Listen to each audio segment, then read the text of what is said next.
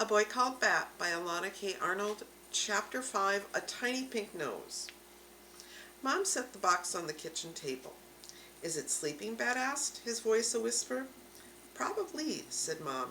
Babies sleep most of the time. What is it? Janie asked. Bat, do you want to open the lid? Bat didn't answer. He was too excited.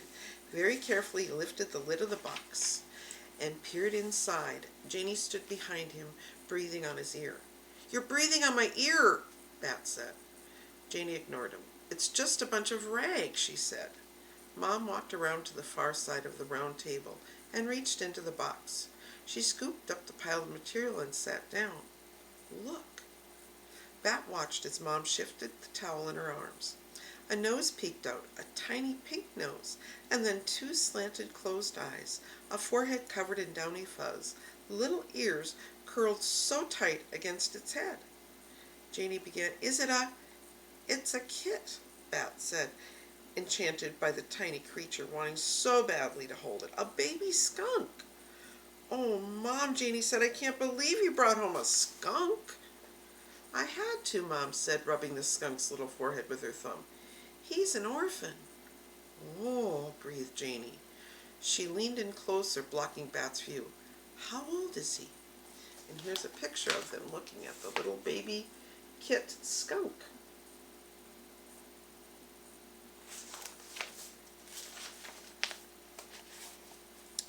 You're in my way, Bat said loudly as he pushed Janie's arm to make more room for himself.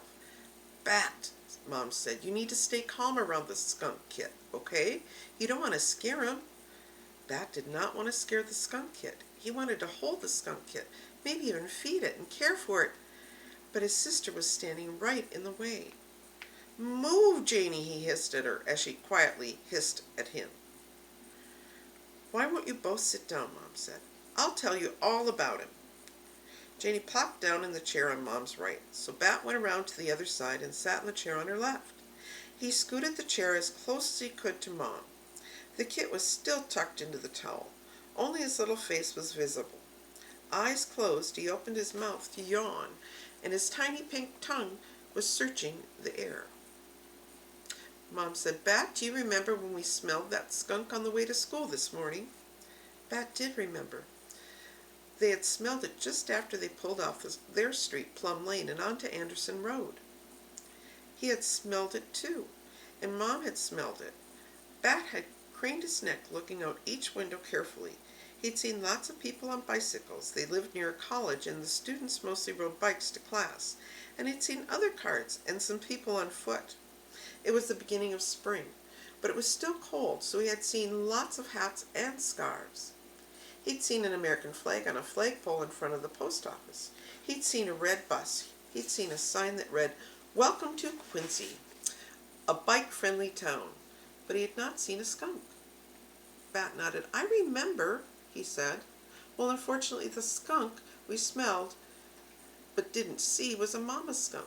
A car hit her, and a couple of the college students brought her to my office in a basket on their bike. She was there waiting for me after I dropped you off at school, injured and very pregnant. Is she okay? Janie asked. I wish I could say that she is, Mom answered. I wasn't able to save the mother or the other baby kits. Only this one lived. I was able to check the mother for diseases, though, and luckily she wasn't sick, which is a good sign that the kit won't be sick either. That's awesome, Bat said. Bat, said Janie. The kit twitched and shifted, and it was scared by Janie's voice. How can you say it's awesome? The mom died. The other baby died. But I didn't mean anything. I meant that it was awesome that the other skunks had died. Of course that wasn't awesome.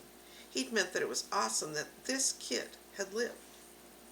But it wasn't worth it to try to explain it to Janie, which he'd meant. She usually misunderstood Bat. Most everyone did. Can I? Bat reached out for the kit, wanting so badly to hold him with his fingers twitching. We can't keep him, Mom said. There's a wild animal rescue center that we can give him to in about a month, but they're too busy to take him just yet. so we can help him get bigger and stronger before we hand him over to the experts. They'll raise him until he's ready to be released into the wild, when he's about 5 months old. Then she passed the tiny kit wrapped in towels into Bat's arms. The kit was so small that Bat couldn't even tell he was in the towel, except for his tiny face that peeked out. He cradled the bundle in his arms. He felt his face stretch into a wide smile, so wide it made his cheeks sore.